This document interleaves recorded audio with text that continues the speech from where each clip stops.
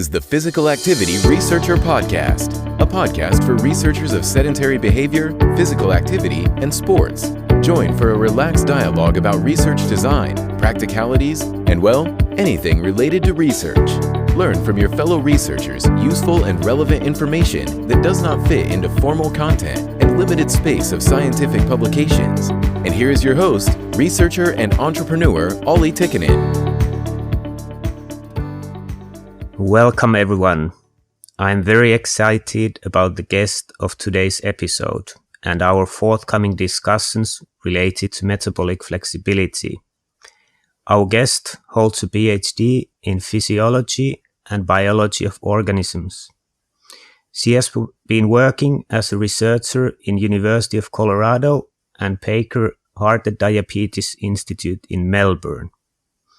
Currently, she holds a permanent research position in French National Centre for Scientific Research in Strasbourg, France. She also leads international lab between University of Colorado and CNRS. Ladies and gentlemen, please welcome our guest, pardon my French, Dr. Audrey Bergouignan.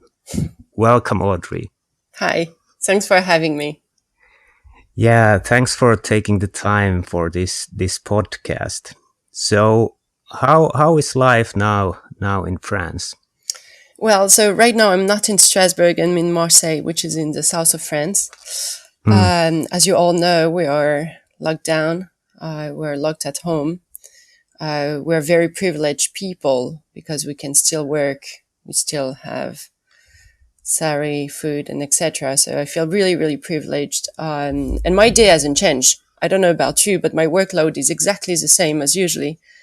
And so we're at home. We're allowed to go out for about an hour a day, no more than 2 kilometers away from home, and mainly to go for grocery shopping, for pharmacy, see a doctor, and also for exercise a little bit. And for pets if we have any, but that's about it. And otherwise we have to stay home. And it's been now for 2 weeks, or how long has it been? The lockdown? Yeah, no, it has been exactly 2 weeks today, actually. Yeah. And how do you feel the situation? I think it's really hard to have a good visibility. Of course, as any scientist, I'm reading avidly every scientific news we have. I believe, like, based on what I've read from epidemiologists, experts in infectious disease, that the confinement or the social distancing seems to be the best approach as for now. And I'm happy to observe it if it can save lives, of course. And it seems to be very important. Obviously, also, we all have in mind the questions of how long, what it will be after. I'm really concerned about the future, the economic future, the geopolitical future, societal future, etc. But at the same time, I think we can be hopeful that it will be an opportunity for rupture and for our societies to see changes and to provoke changes that could benefit all of us in the long term, in terms of environment, economy, and sustainability and humanity.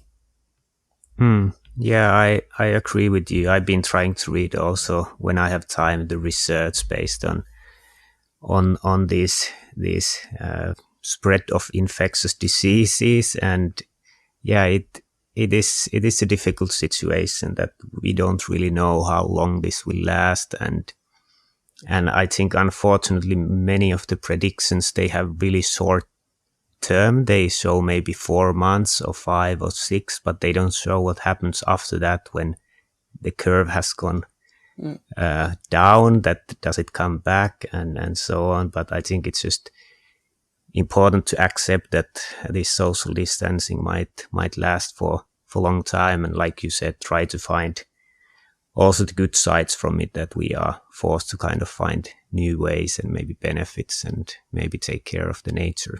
No, and I have a full confidence in our researchers, doctors, caretakers, fellows are working really hard, either to take care of people right now, or to find a treatment, to find a vaccine. And I'm very proud of all this community and very admiring them right now. Yeah. And so in the lockdown, there's quite a bit of sedentary behavior as you're restricted of movement, and you have been doing research related to sedentary behavior and metabolic flexibility. Could you tell us more about metabolic flexibility? Yes, of course. So it sounds kind of like complicated word in some ways. Actually, it's a pretty simple concept. It's defined by the capacity for an organism or our body to adapt fuel use to fuel availability. So, and that's the original definition that was given by Kelly and Mandarino. What does that mean? Is we receive food, for example, and we have food that are composed of micronutrients, protein, fat, and carbohydrates. And of course, when we're going to consume a meal, this food, the fuel availability is going to increase, and the body will need to use it accordingly. And that's this ability to adjust. Then we also, more recently, added to this definition the idea of the adaptation to energy demand, because it's not only fuel availability is not changing only because of dietary intake, but also according to the energy demand due to exercise or physical activity, etc. So that's the main definition, basically. And how do you actually study metabolic flexibility? What kind of experimental setups you have that you can actually study and measure it? So that's a very good question, because it's constantly evolving, and it's a topic of debate in some ways. So originally, it was measured during a euglycemic hyperinsulinemic clamp.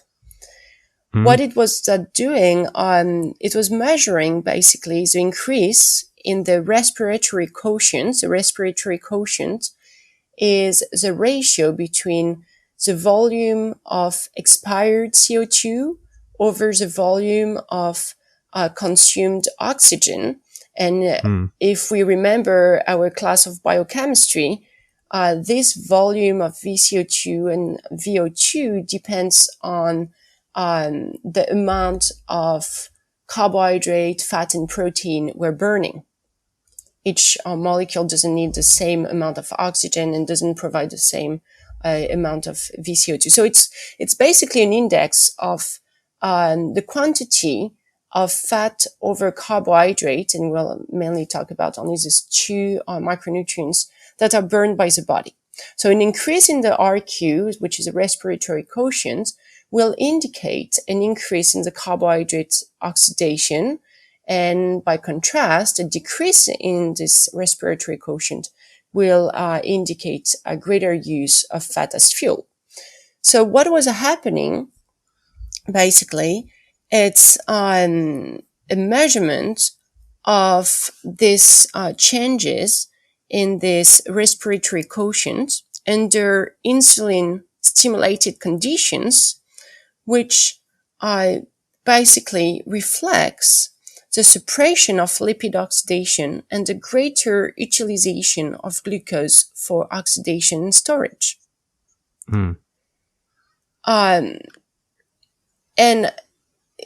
But this is the gold standard method, like for measuring insulin sensitivity at the whole body level. But at the same time, this is a supra-physiological method. This doesn't represent the real life setting.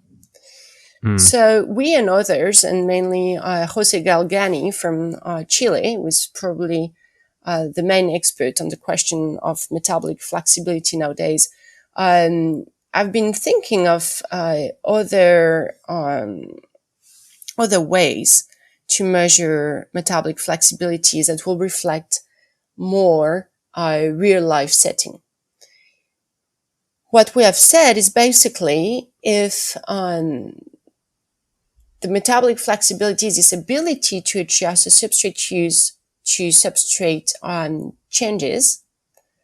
We can just provoke it by changing in diet, for example. So you will feed somebody with a high carbohydrate diet, and you will see if the person is available to accordingly increase his or her carbohydrate oxidation. Or opposite, you will feed the person with a high fat diet and see if this person is able to adjust by an increase in the use of fat as fuel. Another way to do it, for example, will be to use an acute exercise and to see if suddenly we're able really to adjust, the use of carbohydrate and fat accordingly to the terms of the exercise. We can think of long-term fasting. So now we're fasted. There is no more carbohydrate. We will need to rely on our fat from our own body. Is the body able to do this? So basically, what we are suggesting or recommending is to subscribe to views that is broader from the original definition, and to really think in terms of, we have a stressor, an acute event that is going to stress the body, and we're going to look at the relationship between the regulator, that is a component that is going to regulate the body, and an effector like the shift in the substrate use. I don't know if I'm clear here. Yeah, I think I understood. So basically you need to measure the ventilatory gases to get the RQ value, and then you create some kind of stressor. It can be the ingestion of carbs or fat, or it can be exercise, or it can be fasting. Did I understand it correct? Okay. And what do you think is the strengths and weaknesses of different stressors, like ingestion of food, exercise, or fasting? I don't know if there are really strengths or not. I think it depends on, of course, always your question, what do you really want to look at? Is a person able to adapt to acute exercise? We say that, for example, people with type 2 diabetes can be resistant to exercise. That's a form of metabolic inflexibility. So in that case, it might be more interesting to really look at the ability to cope with an acute event of exercise. If it's the diet is the easiest because it's the easiest to control, in a clinical setting. Fasting can be also good to really look at the ability to adjust to changes in the availability of fatty acid. So now we're not about carbohydrate, we're really about fatty acid. And if you want to look at the metabolic flexibility in response to changes in carbohydrate or to changes in fatty acid, you need to use different methods and approach, and fasting will be an interesting approach in that sense. So I don't think there are pros and cons. It's more a question of feasibility of setting and ability to control. But I believe like if we were doing this different acute event in the same person, the results will all be correlated. I see. And could you explain, how does it usually, for example, we take an example, ingestion of carbs. What happens with the RQ value, and how does it differ between different people groups? So, for example, a person who is metabolically flexible will mainly burn fat in fasting state. Then there will be a consumption of a meal, which will lead towards an increase in this respiratory quotient, indicating a greater use of carb. The metabolic inflexibility is characterized by a lower ability to burn fat in fasting state and a lower ability to increase the oxidation of carb in postprandial situations. So basically, it is an ability to shift from one substrate to the other in response to different metabolic situation. Yeah, and wouldn't be kind of also incapability to use the substrates, because you said that the fat burn is low, and then even when you ingest carbs, even the use of carbs stays low or not optimal. So is it kind of difficulty of utilizing the substrates? It can go along with this, yes. It's basically, and I think that impairments in metabolic flexibility are probably multifactorial, can be due to reduced disposal rate of glucose by skeletal muscle. So an inability of the muscle to take up glucose can be due to the impaired suppression of adipose tissue lipolysis following a meal, or the reduced suppression of the hepatic glucose output, all of this. So each organ is really playing a role in the regulation of metabolic homeostasis. And these organs their function can be impaired. And so they are not able to handle the substrate the way it should be. And as a result, we can't burn fat in fasting state and carb in postprandial state, basically. This podcast is sponsored by Fibion, a research device that has been shown to be valid in tracking sitting, standing, physical activity and energy expenditure. Furthermore, Fibion has been shown to be valid categorizing physical activity into light, moderate and vigorous intensity. In addition to scientific accuracy, Fibion provides automatically produced and easy-to-understand reports for research participants. Get scientific validation and learn more about Fibion at fibion.com/research. And you mentioned that there's many different mechanisms or organisms. Can you differentiate somehow whether it's a problem on a muscle level or whether it's a problem in lipolysis or hepatic output? Can you somehow differentiate between these with any experimental setup? Yes, we can. And so I think, so first of all, we don't really know right now which one will be the primary defect. I doubt there is one that is really a primary defect. I will more hypothesize a concerted or a grouped effect from the different organs. The way to know, to delineate the impairments in the different organs is to use tracer technique. So we're going to label molecules of glucose or fatty acid or glycerol that we will use either through an oral administration or via infusion in the body.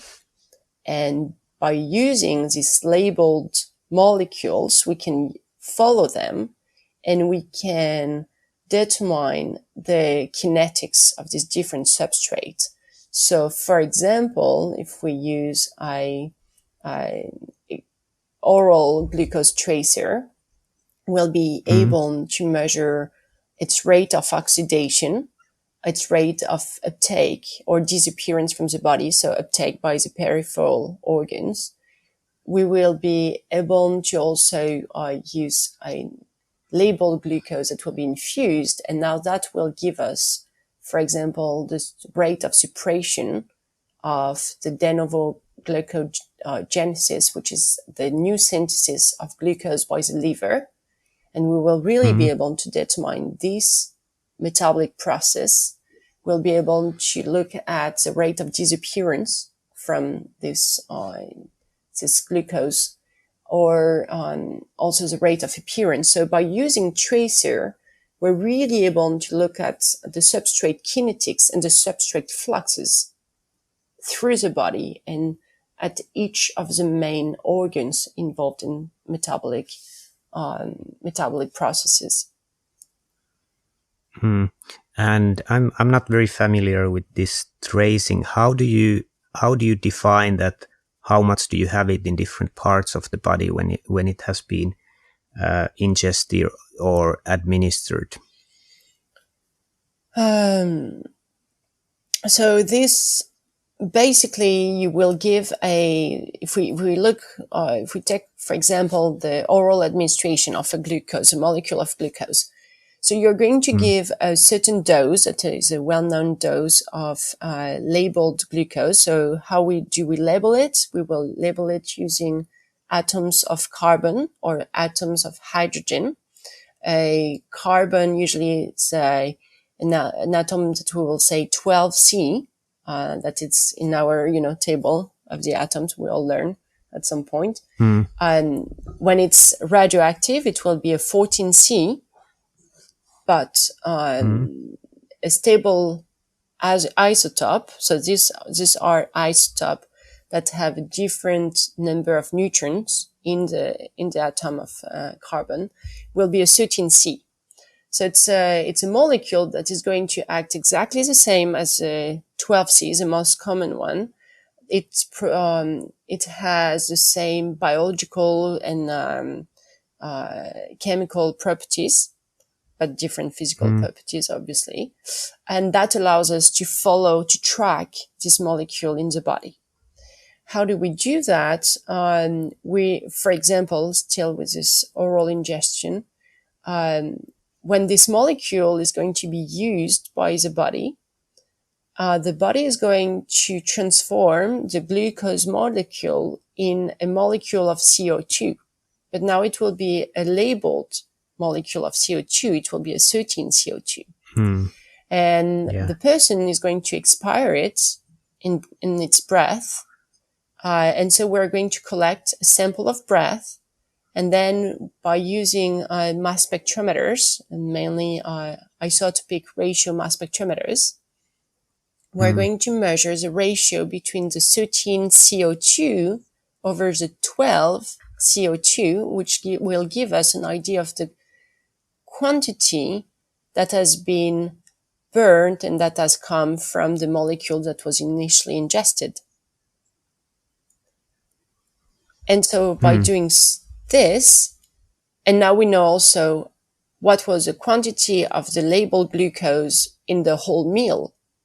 And so we can say, well, let's say, for example, 60% after 24 hours of the labeled glucose we initially gave was burned by the body. We can assume that 60% of the glucose from this meal was burned by the body. Yeah, very, very interesting technique. So what kind of things you have found out when you have used this method? So you have a lot of different methods, and this allows to get a lot of different information. Lately, for example, we have been using the tracer with the carbohydrates tracer, so the glucose tracer orally, just to give kind of a simple example. And we looked at this in conjunction with an oral glucose tolerance test. So an oral glucose tolerance test, basically you are giving 75 grams of glucose at once, and we're looking at the glycemia following this glucose load, oral glucose load. So we are going to take blood samples every 30 minutes, every hour for about 4 hours. And we're also looking at the quantity of the amount of carbohydrate that is being burned. And by adding a tracer in this oral glucose load, we were also able to know what is the total amount of carbohydrate that is burned, but also the amount that was provided, that was given in the meal. So that just allows us to decipher the different pool of carbohydrate. Is it from the body or is it from the meal? And by doing so, so we did that during a bed rest study. So bed rest study is a study during which we're asking people who are physically active or who are totally healthy or lean people, and we ask them to remain in strict bed rest for multiple days. Those studies can go from 3 days, 7 days, up to 3 months, for example. And this study, it was a 2-month study. And using this test, using the oral glucose tolerance test in conjunction with this glucose tracer, we were able to show that metabolic inflexibility is actually triggered by physical inactivity. Even when we're controlling for food, when people are not gaining weight, just the fact of being physically inactive really triggers this metabolic inflexible state. And this metabolic inflexible state was preceding the development of glucose intolerance, which is quite important because now we can start to see a cascade of events that people may become first physically inactive and or sedentary, and then they start to develop a metabolic inflexible state, and now it leads towards other metabolic complications. Very, very interesting findings. So you did this, and you had the people actually in a strict bed rest for several days or even weeks. Did I understand correctly? Yes, or months. Yeah. How did you get the participants for this kind of study? So most of the studies are actually funded by space agencies. So you will ask me, what is the relationship between space agencies and what we've been talking about? You have to know that astronauts are the most physically inactive, sedentary, and also confined person. I will not say on Earth, but in space. And so the space environment is characterized by microgravity, physical inactivity, and it's leading to a constellation of physiological adaptations that are adverse, including muscle mass loss of bone, loss of strength, cardiovascular deconditioning, immunology, depression, and alterations of intermediary metabolism. And so the space agencies are trying to understand what is going on and also to develop some countermeasures that can prevent these metabolic alterations and physiological alterations. And so for this, it's really challenging, of course, to study all of this in space. In addition, there are only few astronauts and they're very busy. So some space analog have been developed on Earth, and the bed rest is one of those because it allows to maintain people fully physically inactive for a long period of time. In addition, these people are with the feet a little bit higher than the head. So there is a 6 degrees angle, which is mimicking or inducing the same shift of the blood flow, the blood volume from the lower part of the body towards the higher part of the body. You know, we always see these astronauts with a big head, kind of. So those bed rests are basically funded by the space agencies for all these reasons. And for us, it's an amazing opportunity to really study the hidden mechanisms underlying the effects of physical inactivity on the body and metabolism. I fully agree. It's very, very interesting studies that you can do with the bed rest. This podcast is sponsored by Fibion. Fibion is an accurate sitting and physical activity tracking device and analysis platform. It is a great tool for projects that aim for behavior change in sedentary behavior and incidental physical activity. Fibion provides easy-to-understand PDF and web browser reports for participants. Other features include comparisons to recommendations, linking results to health risks, achievement cards, and interactive goal-setting tool. In addition, Fibion provides an API that allows for easy integration to other systems and applications. Learn more about Fibion at fibion.com/research. Fibion, from researchers to researchers. How do you see the bed rest relating to kind of sedentary behavior in a inactive office worker, for example? They are not in a weightlessness. They still have gravity, and sometimes they need to take few steps. So how do you see the relationship with the metabolic inflexibility? So, of course, the bed rest model is an extreme model, except, unfortunately, people were hospitalized for the long term. Nobody's staying in bed for such a long time. So it's a great model to really examine the mechanistic underpinnings.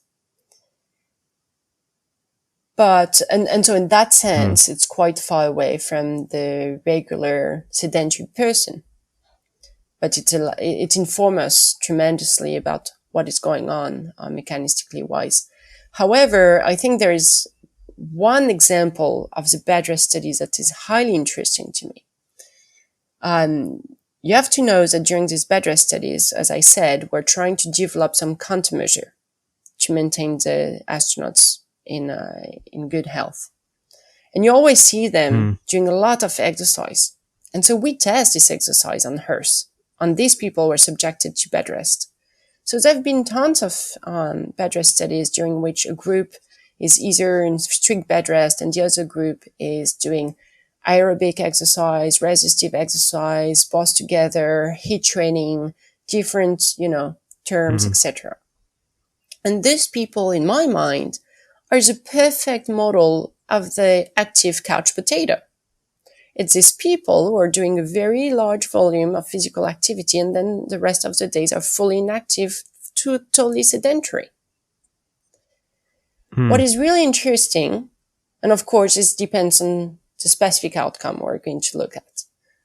So I will not say it's for every single outcome, but on the metabolic perspective, what is interesting is when those people are engaging in really large volume of physical activity, resistive with aerobic, VO2 max going from 40 to 80%. So it's really high intensity physical activity. They're doing it from 3 to 5 times a week, even more sometimes. And despite of this very large volume of exercise, they are still not able to prevent the development of insulin resistance or fully prevent the development of metabolic inflexibility.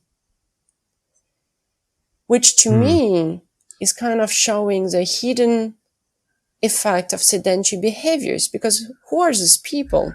They are physically active, but are highly sedentary. And it's basically a way to see that exercise is different from too much sitting, that it's not necessarily able to counteract the adverse health effects of sedentary behaviors.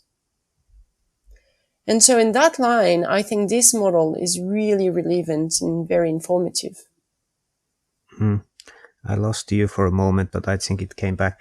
So how long did you do this kind of study that you had people in the bed rest and then doing high amount of training 3 to 5 times per week, and still you saw insulin resistance and metabolic inflexibility? So how long were these setups? So the studies I'm talking about, one was conducted in men, and it was a 3-month study. Another one was conducted in women, and it was a 2-month study. We conducted one more recently, and it was 21 days. These days we're working on results obtained in a 2-month study again. So yeah, it depends.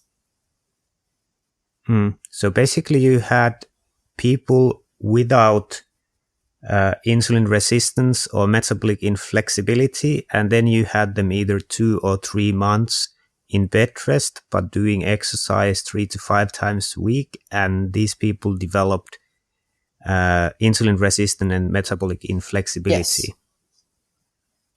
Yeah, that's very So of interesting. course, the level of insulin resistance and metabolic inflexibility was not as much than the people who were not doing anything. But it was not fully preventing this dysfunction or this metabolic alterations.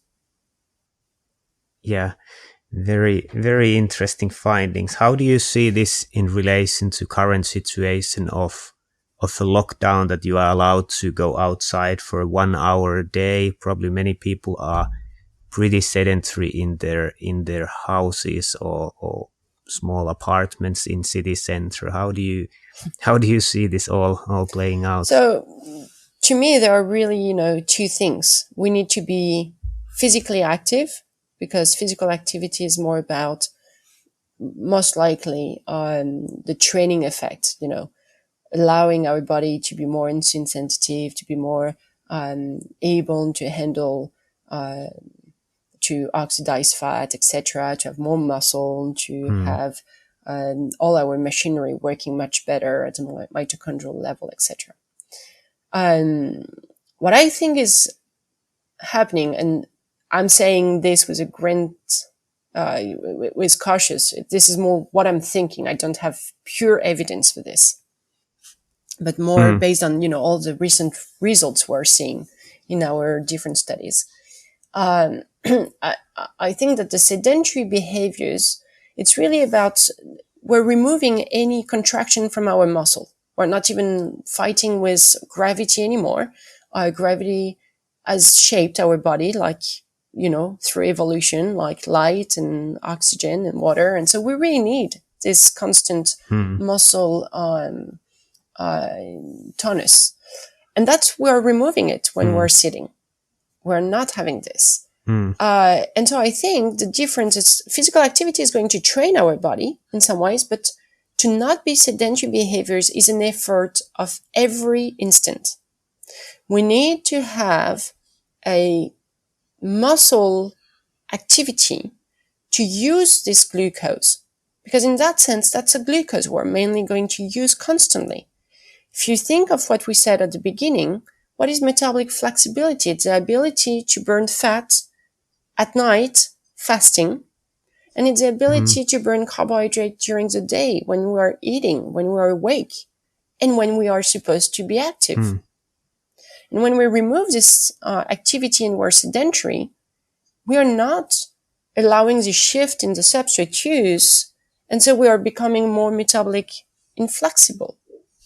And this, as we said, can lead towards other complications, glucose intolerance, insulin resistance, most likely down the road to type 2 diabetes. We also have findings showing that people who are the most metabolic flexible, people who are the less sedentary, are those who gain the least weight over 5 years.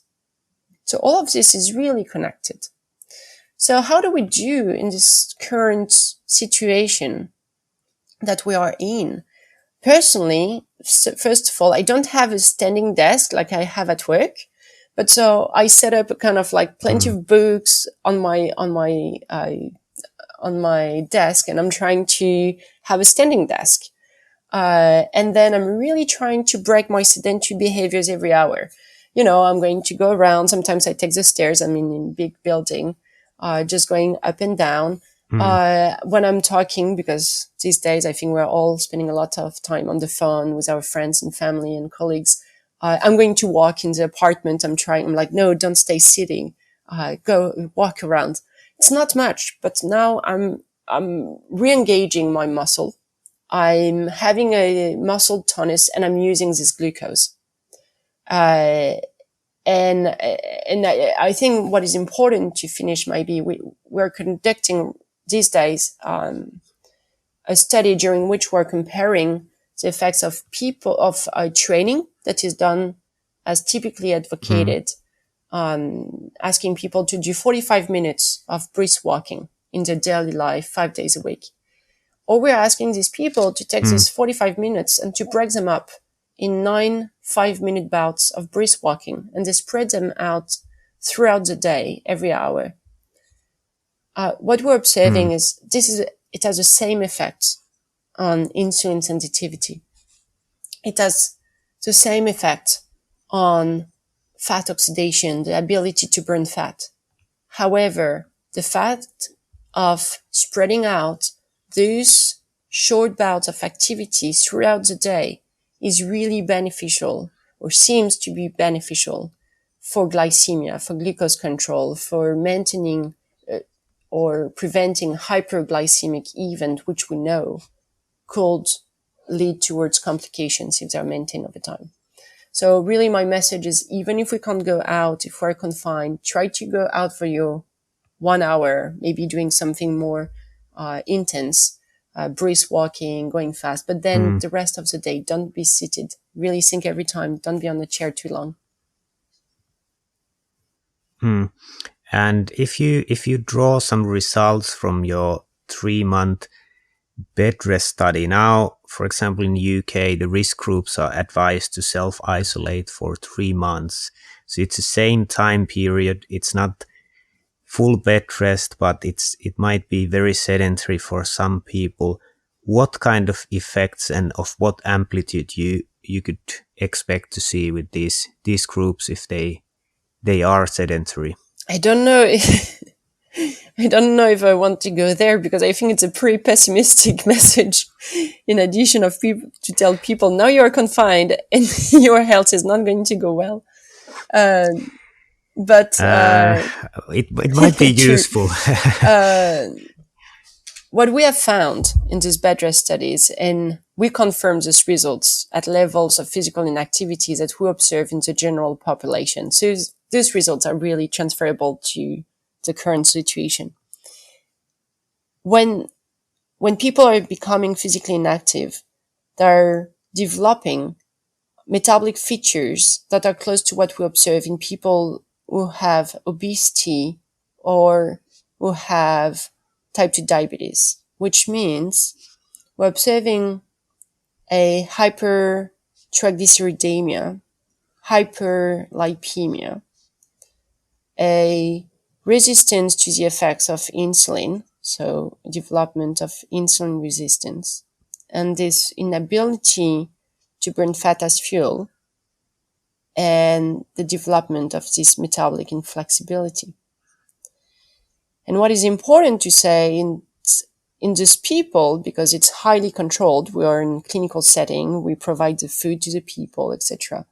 We made sure that they were not gaining any weight, which means these results are not the effect of overfeeding. These results are the effect of physical inactivity per se itself. The problem these days, and I will go back to one of my favorite piece of work from Jen Meyer from the 1950s. It's people are physically inactive and most likely they are eating way too much. So it's not only like they are physically inactive, it's also they are not able to adjust their energy intake, their food intake, to their very low levels of physical activity. That's piece of work from Jen Meyer, who proposed a very famous hypothesis that all group from James Blundell and others in the UK are working on. That basically it's saying that above a certain threshold of physical activity, our body is able to adjust energy intake to our energy needs. But there is a threshold below which the mechanisms of regulation of appetite or food intake are impaired. And so there's a mismatch between our intake and our needs, which leads towards a gain in body mass. The problem is, I think these days we are below this threshold. I think we are always below this threshold, to be honest, in our modern societies. And that's a big problem. But these days were even more. Yeah. And so the big challenge for people right now is to be able to be really aware that they're physically inactive, that they need to be as little sedentary as they can, but also to decrease their food intake. This podcast is sponsored by Fibion. My name is Dr. Paul Batman, and I'd like to just say a few words about Fibion. I've used it a number of times on different projects that I've been involved in and find that it's incredibly reliable, very valid, and incredibly sturdy. I love the graphics that come with it. It really is very clear and can easily see the active and inactive periods as well. So I'd certainly recommend Fibion to anyone that's interested in finding out more about sedentary behavior, particularly the concept of sitting and how we can possibly break it up with some really good, valid information. And you said that there's this certain threshold where the kind of the hunger control works. Can you give any ballpark figures? Where does that threshold, where could it be? So that's something we still don't know exactly, but for when we gather different pieces of evidence, we think this threshold to be around what we call a physical activity level of 1.7, 1.8. So what does that mean? Physical activity level is a ratio between the total energy expenditure we have every day over what we call the resting metabolic rate, which is the minimum amount of energy our body needs for the survival function, for breathing, cardio, for heart to beat, for just being alive. A ratio of 1.7, 1.8 means that 70% of our daily energy is expended by other activities, expenses than just the bare minimum we need for survival. When we are, laying down at some neutrality, we didn't eat, etc. How do we reach this? It's basically not much. 1.7, 1.8, it's going to be this kind of 30, 40 minutes brisk walking per day, 5 days a week. That's what we reach. That's how we reach it. So that's really, it goes along with current recommendation, for physical activity in most countries or westernized countries in the world. So as long as people are able to move and have this kind of like rapid walk for 30 to 45 minutes a day, they will reach this threshold.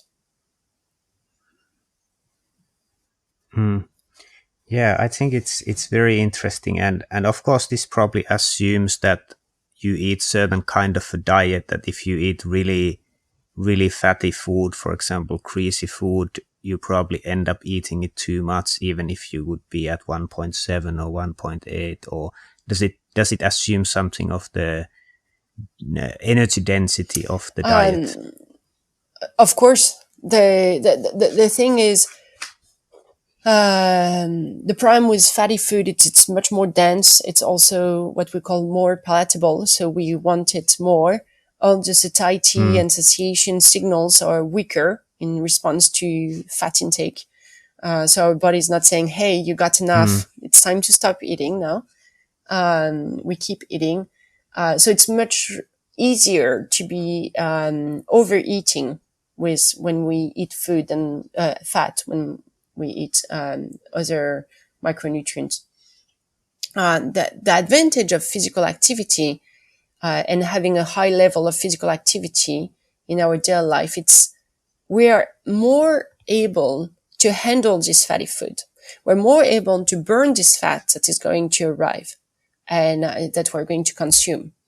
And I think that's where it's really important in terms of, our body weight management, that physical activity is not only about expending more energy. It's not only about trying to create an energy deficit so that we can lose weight. We have to keep in mind that physical activity is really important to maintain metabolic processes optimal, to maintain our ability to respond appropriately to this metabolic stress event, like overeating fat, especially, at the moment that we might be sedentary. But if we are physically active enough in our daily life, we will be able to handle this. I think it was a study from James Stubb in the 90s or early 2000 that he was showing that somebody who is physically inactive, doesn't move, cannot eat more than 25% of fat in its diet without starting to gain weight. Even if, the amount of food is clamped, it's the same. A person who is physically active around this threshold, we're talking about 1.7, 1.8, doing this kind of regular physical activity, was able to eat up to 50%. It was 54% of fat in its diet. So that really shows that being physically active really allows us to handle this, what I call this acute metabolic stress, like overeating or overeating fat.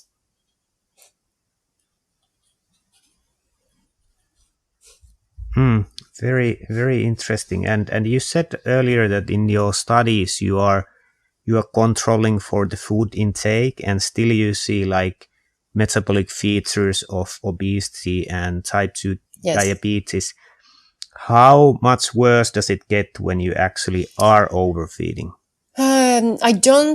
So that's the study we would like to do. The next one, we talk to the space agency that they can fund us. I don't have the exact answer.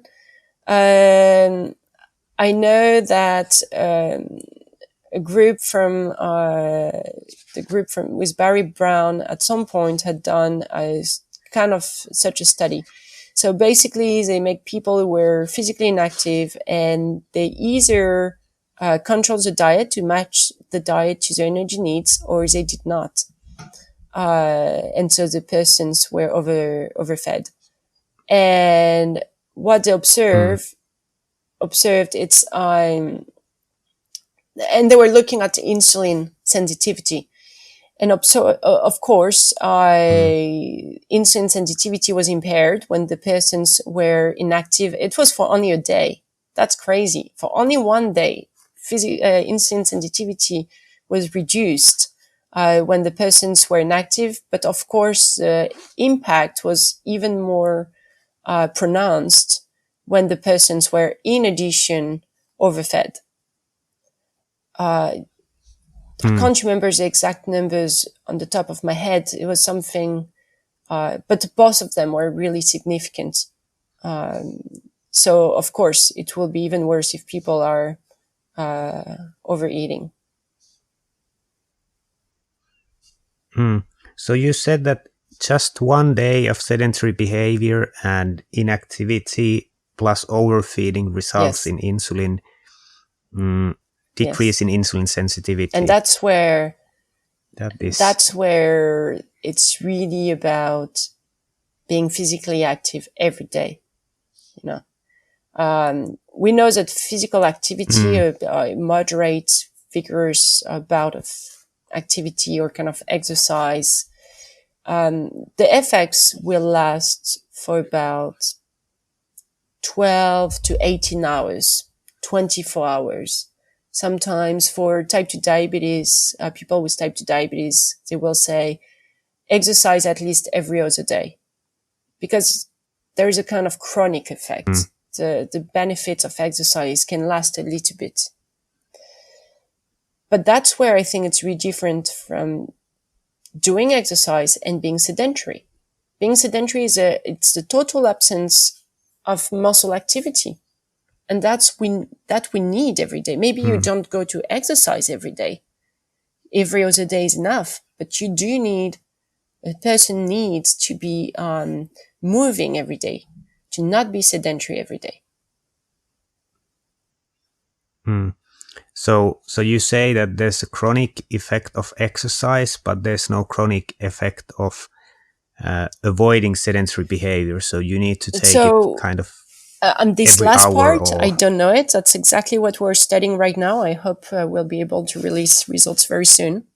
To my knowledge, we're running the first study, the first longitudinal study on the effects of the breaks in prolonged sitting in real life, in people real life. So we're running this over months.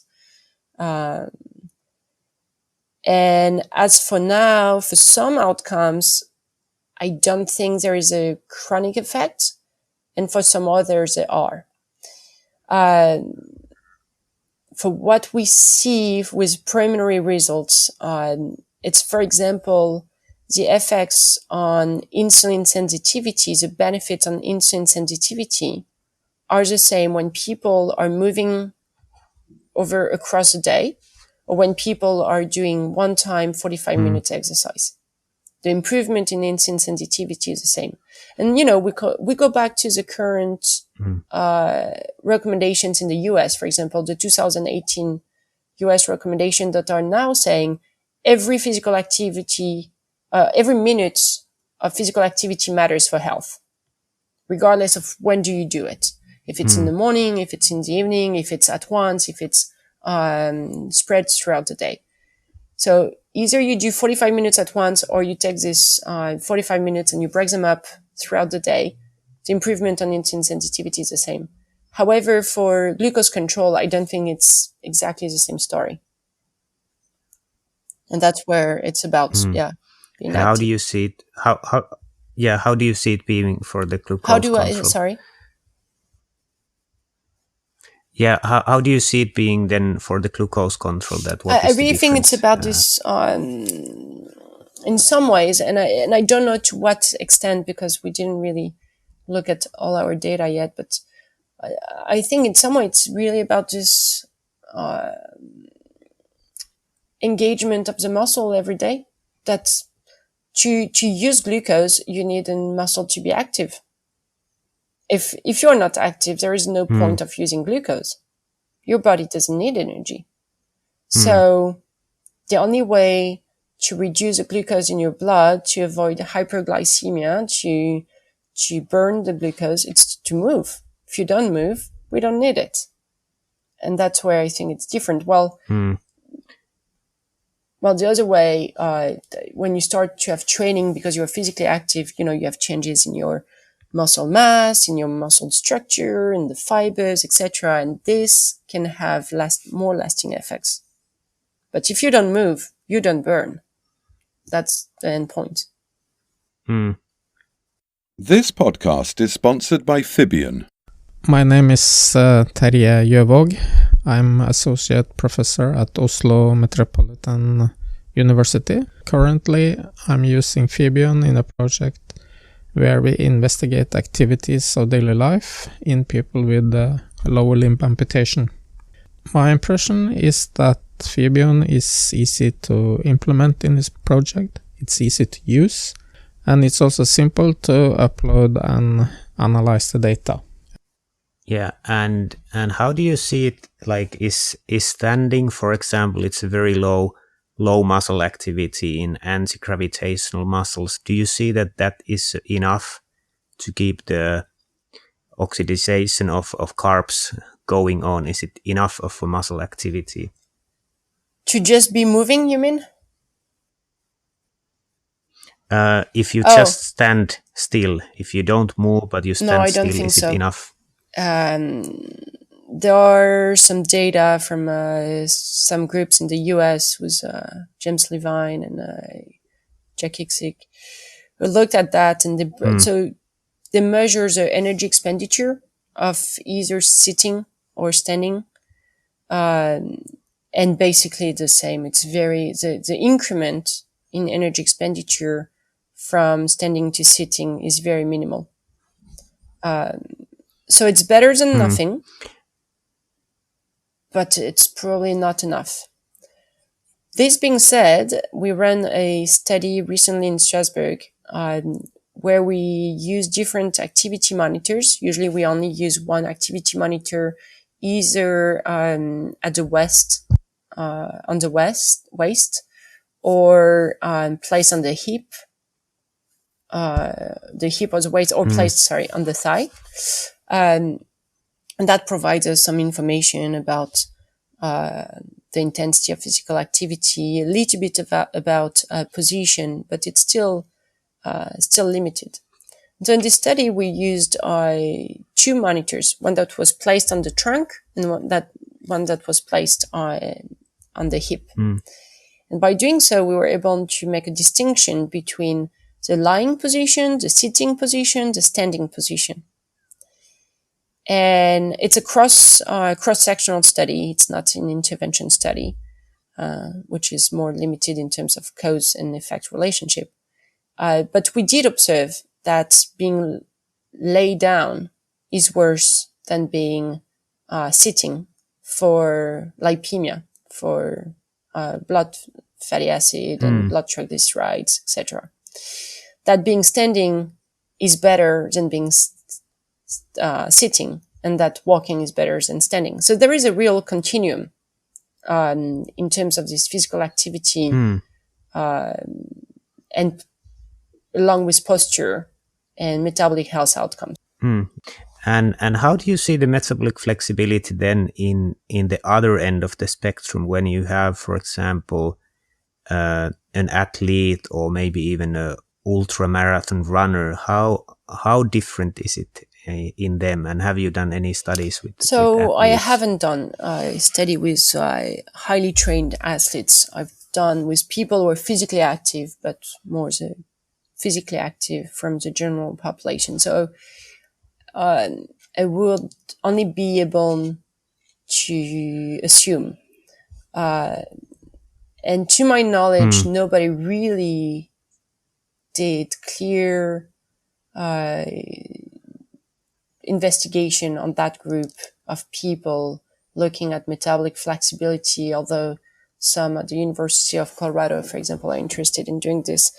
But we can only assume, because so when we took all of our studies and we combined the results from bed rest studies, from studies during which we asked people to be a little bit less active, people to be a little bit more active, or people to really follow physical activity training for 2 months. So we have a very large spectrum of changes in physical activity, either with an increase or a decrease, and with different degree of changes.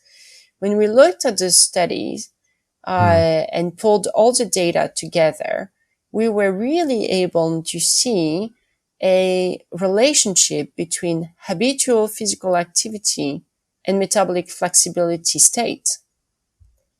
So we can only assume that people who are athletes or highly physically active will have a very high level of metabolic flexibility, but that's only a guess.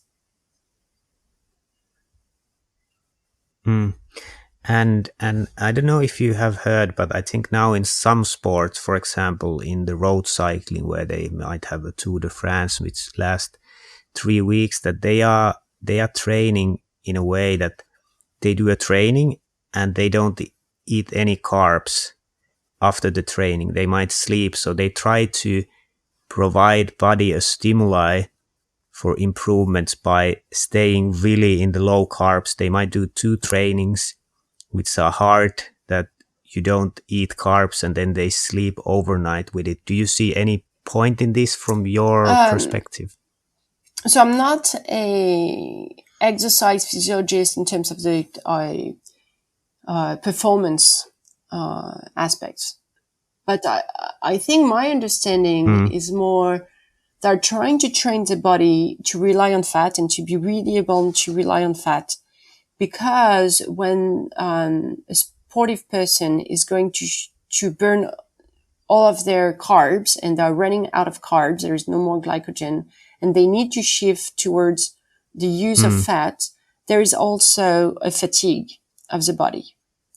And this, of course, is going to impair their performance.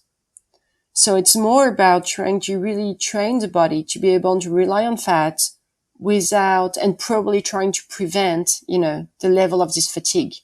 Of course, that has to do with metabolic flexibility, because now they're more mimicking a fasting state.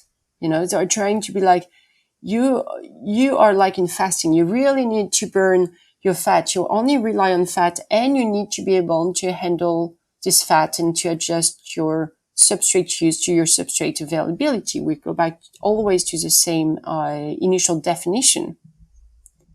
So they must be highly metabolically flexible.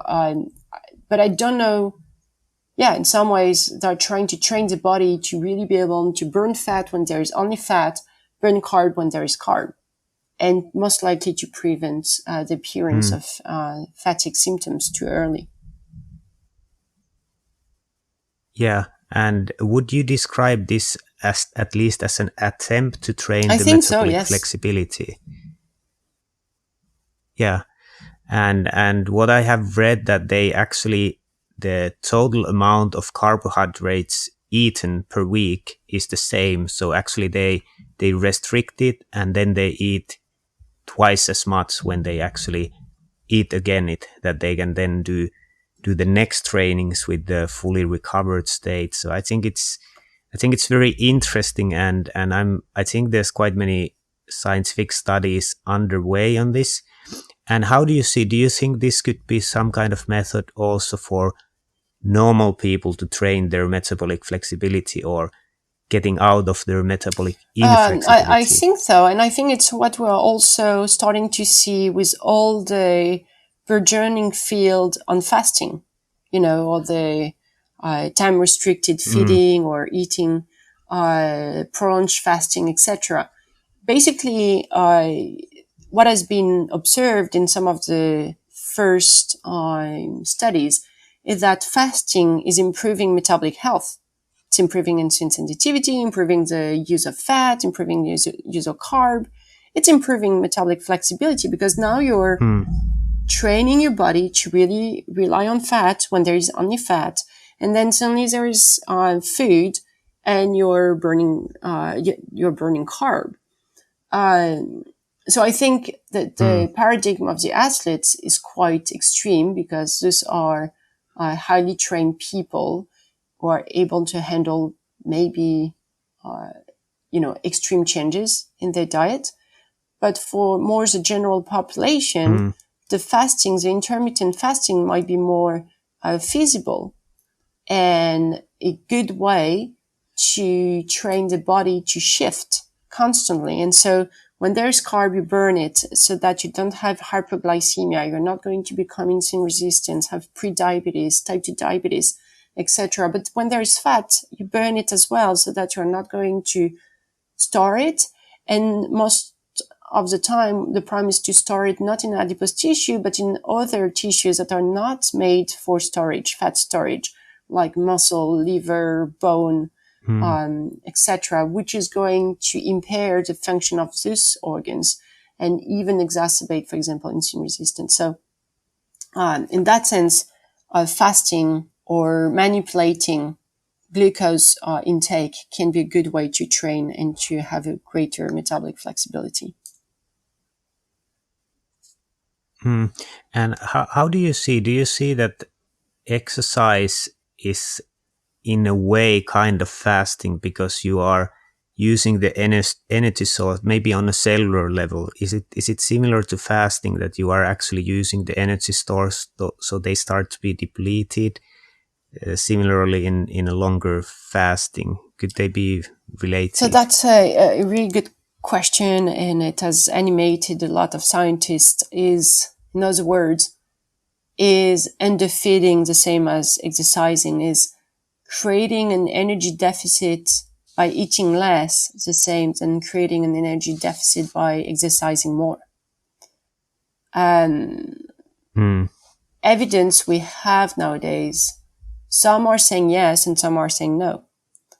In some ways, most likely, if you're depleting your glucose and glycogen storage, you're going to rely on fat, and that's going to be the same. Either you're fasting or you're exercising.